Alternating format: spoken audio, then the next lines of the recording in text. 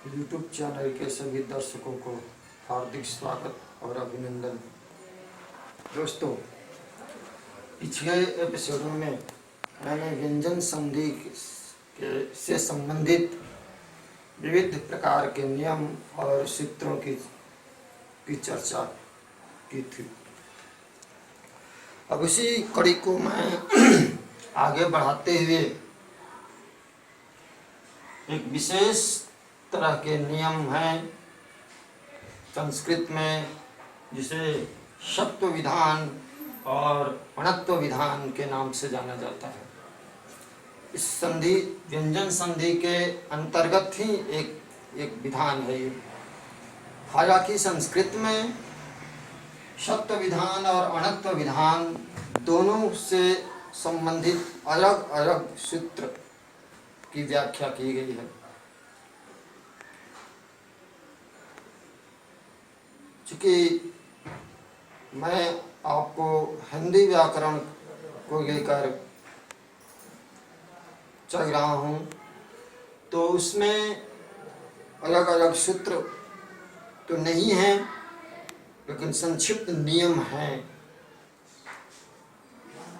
देखते हैं आगे किस तरह के नियम हैं।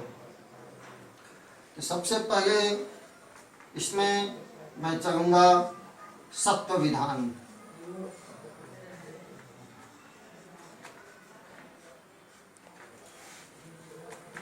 सत्व विधान में ध्यान देंगे, यहाँ मूर्धन्य स है।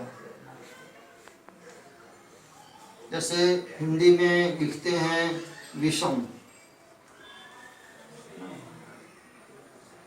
अब इस विषम में मूर्धन्य स का प्रयोग हुआ है। अब इसको खंडित करना होगा या संधि विच्छेद करना होगा, तो इस परिस्थिति में ये स के जगह पर दंत स हो जाएगा। खंडित करेंगे तो इस तरह से हो जाएगा।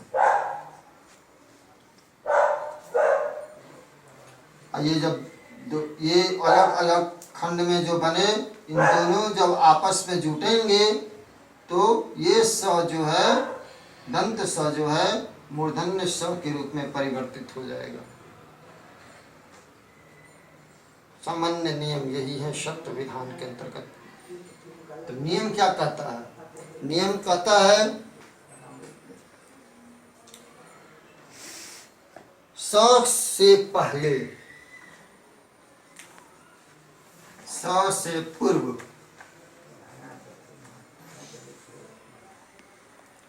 स से पूर्व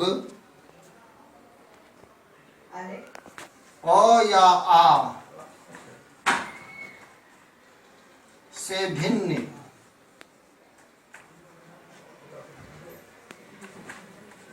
कोई स्वर आए तो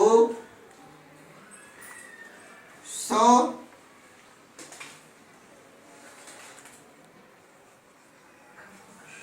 में परिवर्तन हो जाता है।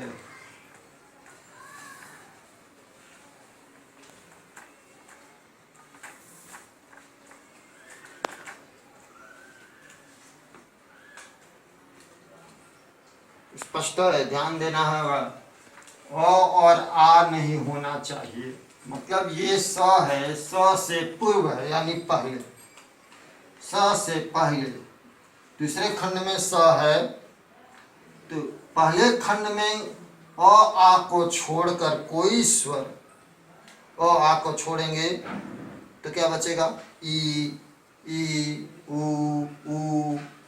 री, ए, आई, इस तरह के जितने भी स्वर हैं, ये सभी स्वर, मतलब इन दोनों को छोड़कर, और आ को छोड़ करके कोई भिन्न स्वर होगा, उस परिस्थिति में जो ये स है, ये स इस स में परिवर्तित हो जाएगा।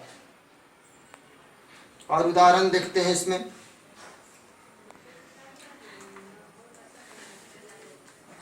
विषाद,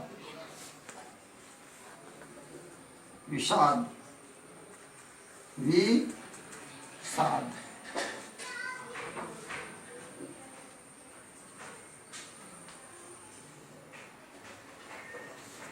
सुषमा, सुषमा।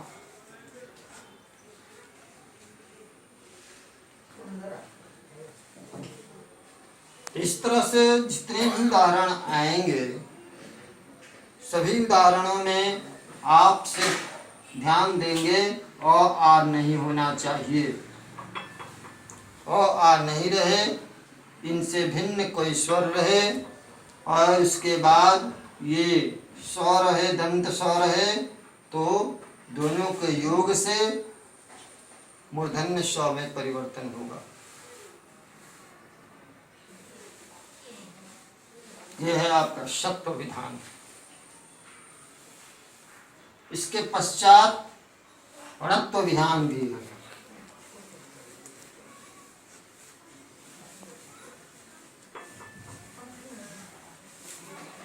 णत्व विधान में भी शत्व विधान की तरह ही संस्कृत में अलग अलग सूत्रों की चर्चा की गई है। चूंकि हिंदी व्याकरण की बात हो रही है इसलिए कुछ ही नियम हैं, उन नियमों को देखेंगे हम।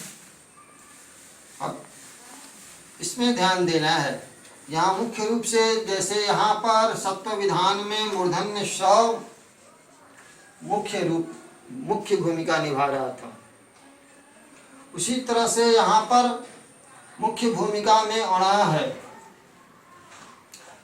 ये स जो था दंत स मूर्धन्य स के रूप में परिणत हो रहा था। यहाँ पर क्या देखेंगे, अणा अणा इस रूप में परिवर्तित, न जो है सो अणा के रूप में परिवर्तित हो रहा है।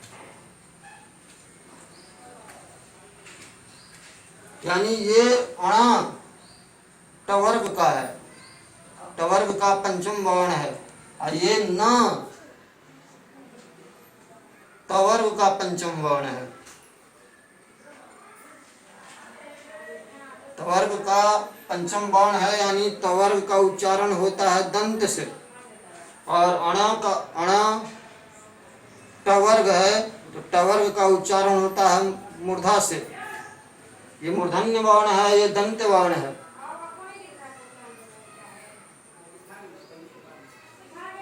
जब भी इस तरह से वर्णों पर विचार किए जाएंगे तब उच्चारण स्थान पर अवश्य ध्यान देना है।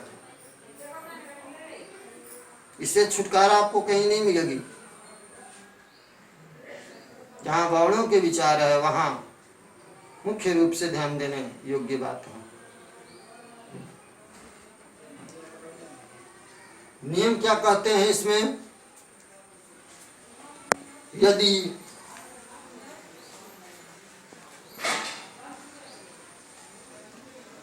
री र श के बाद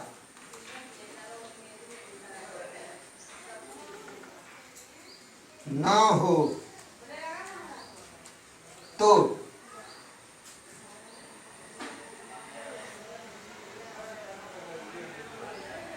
न, एक मिनट इसको लिखते हैं,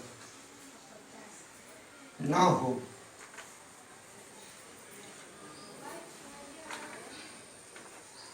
या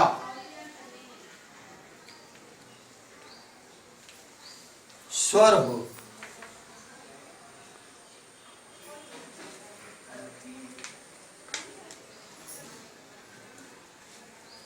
कवर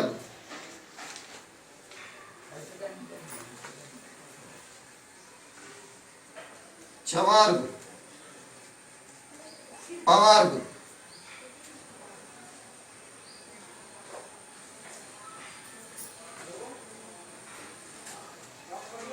अंतस्थ और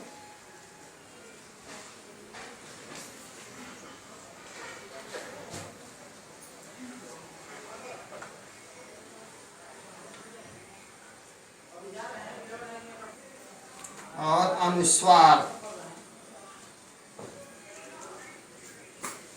में से एक या अधिक हो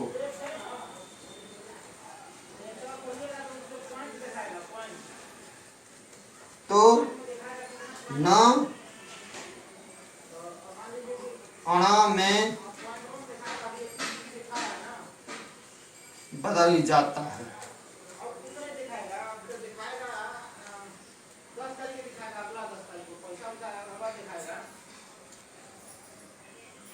जैसे पहले तो नियम पर चर्चा हम करेंगे।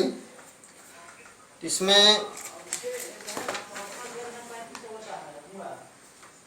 अलग अलग नियम हैं। जैसे रसाभ्याम नोणः समानम पदे, रसाभ्याम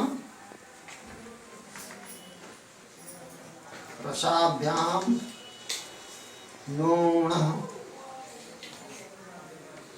रसाभ्याम नोणः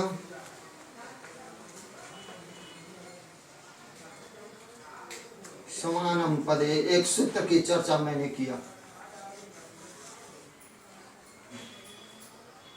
इसी तरह से कई ऐसे छोटे छोटे सूत्र हैं इसमें।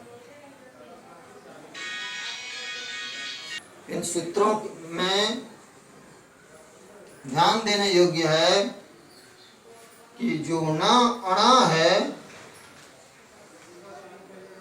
यानी री र श के बाद, ये चूंकि मात्रा है, ये मात्रा के रूप में देखेंगे हम। तो इस तरह से मात्रा वाले शब्द किस तरह से बनेंगे? की मात्रा में पितृ, मातृ, इस तरह के शब्द आएंगे। र में चतुर,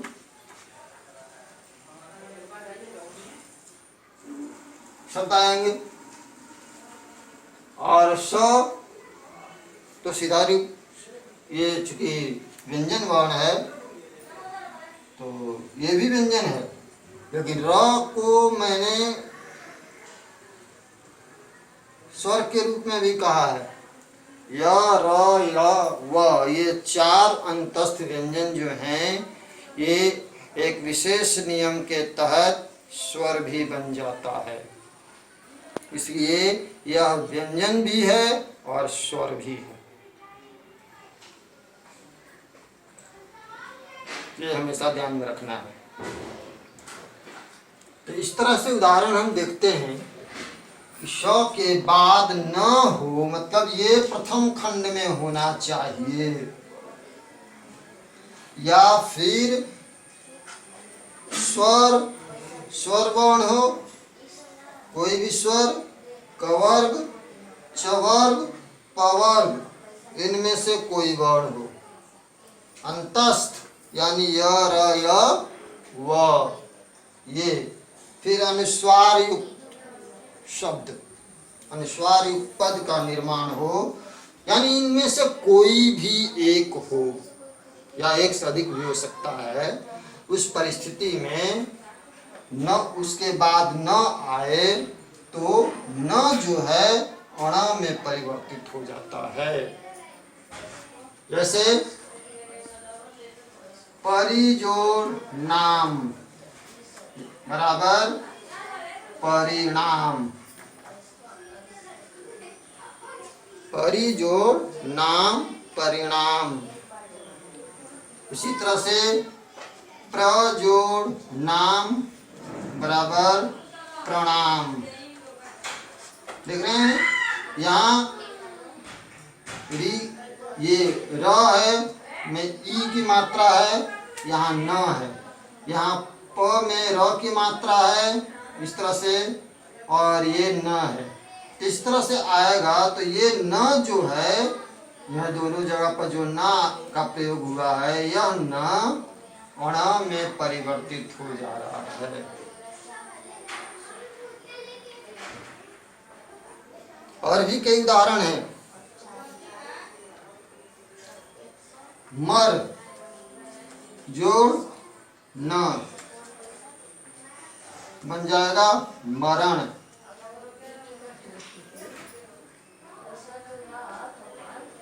भूष भूष जोड़ न भूषण।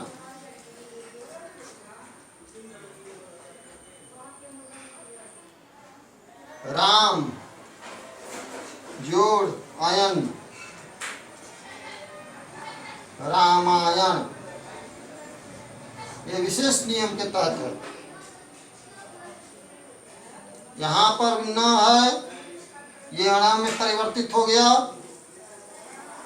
और यहाँ अ है, यहाँ अ है, और यहाँ भी अ है, तो ये तो सीधा सीधी ये और ये अ मिलकर के आ हो गया।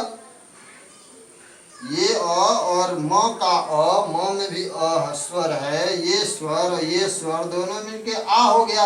लेकिन यहाँ तो न है ना, ये न जो है इसी अणत्व विधान के तहत अणा में परिवर्तित हो जाता है। हिंदी में बहुत से ऐसे विद्यार्थी हैं जिन्हें ये पता नहीं है कि आखिर किस नियम के तहत बदलाव आता है। इन्हें पता नहीं है, बस किताब में लिखी हुई बातें मिल जाती है, रट लेते हैं, याद कर लेते हैं और उसी को प्रस्तुत कर देते हैं। लेकिन इसका साक्ष्य और सबूत कहीं प्रस्तुत नहीं कर पाते हैं। एक ही वाक्य में इसका जवाब होगा, अणत्व विधान के तहत ये ना जो है सो अणा में परिवर्तित हो जाता है।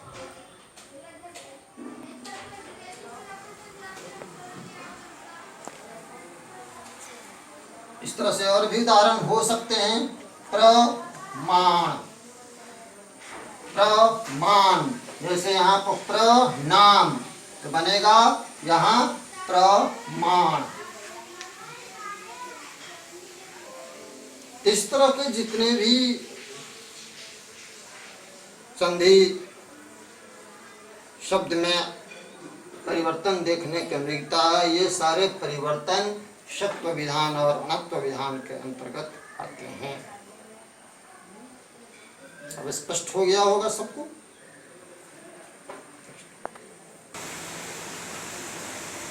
अब व्यंजन संधि से में मां से संबंधित नियम है। यदि मां के परे वर्ग के किसी अक्षर के साथ संयोग होने पर म उसी वर्ग के पंचमाक्षर में बदल जाता है। ध्यान देंगे, म के परे यानी म के बाद यानी प्रथम खंड के अंतिम अक्षर म होना चाहिए और दूसरे खंड के प्रारंभिक अक्षर जो है वो 5 वर्ग हैं, उ चू टू तू कु। ये 5 वर्ग में से कोई भी अक्षर आए तो म चाहे तो अनुस्वार के रूप में भी लिख सकते हैं या उसके जगह पर पंचमाक्षर का प्रयोग होगा। उसी वर्ग का पंचमाक्षर यानी ये म है, म के बाद क आया है, म और क का संयोग है तो क का पंचमाक्षर अंग होगा।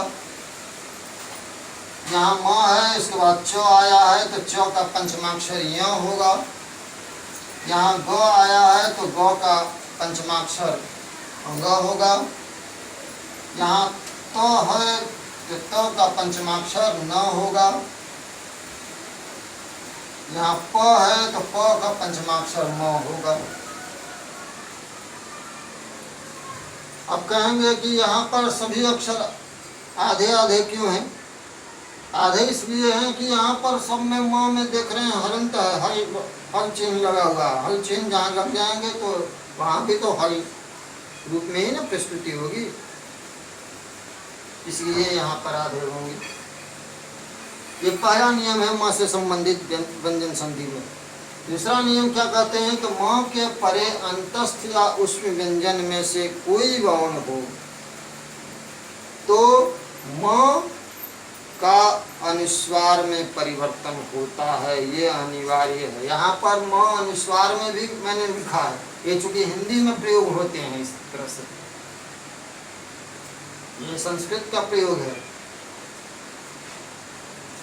दोनों ढंग से लिख सकते हैं, दोनों शुद्ध हैं, लेकिन सैद्धांतिक तौर पर संस्कृत में जैसे प्रयोग किए गए हैं इस तरह से लिखेंगे तो ज़्यादा, ये संस्कृत वाला जो प्रयोग है वो बेहतर होगा। तो यहाँ पर अंतस्थ व्यंजन और उष्म व्यंजन, म के बाद अंतस्थ या उष्म व्यंजन का वर्ण होगा, यानी अंतस्थ यानी य, र, ल और व। उष्म व्यंजन यानी श, श, स, फ। इन 4 अंतस्थ 4 उष्म, इन 8 आठों में से कोई वर्ण का संयोग होगा तो वहाँ पर म अनुस्वार के रूप में प्रयोग होगा, ये फिक्स है। इसमें पंचम वर्ण का प्रयोग नहीं होगा, क्योंकि यहाँ पर पंचम कोई वर्ग का अक्षर है ही नहीं। ये पंचम वर्ण के में परिवर्तन सिर्फ वर्ग के अक्षरों की वजह से है। ये पंचम वर्ण का प्रयोग यहाँ नहीं होगा, क्योंकि यहाँ कोई वर्ग का अक्षर नहीं है। ये अंतस्थ व्यंजन है और उष्म व्यंजन है। जैसे सम में योग जोड़ा गया, सम जोड़ योग संयोग, सम जोड़ शय संशय, सम जोड़ सार संसार, सम जोड़ हार संहार।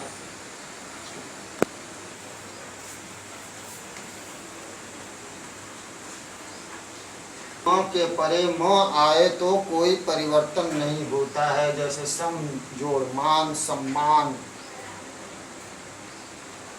सम जोड़ मति सम्मति।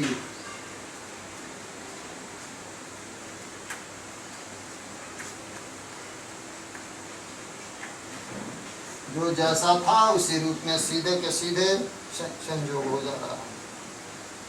इसी के साथ आपका व्यंजन संधि से संबंधित सभी नियम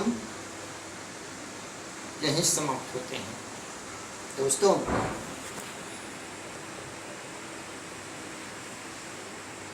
मैं समझता हूँ कि ये नियम अब तक स्वर संधि और व्यंजन संधि से संबंधित नियम की चर्चा विस्तृत रूप से की गई। आपको पसंद अवश्य आया होगा, मुझे तो संशय नहीं है। आपको संशय हो तो कमेंट करके बताएंगे। पसंद हो तो लाइक बटन पर भी थोड़ा सा प्रेस कर देंगे, और इससे भी बेहतर तो ये होगा कि सब्सक्राइब कर देंगे। धन्यवाद।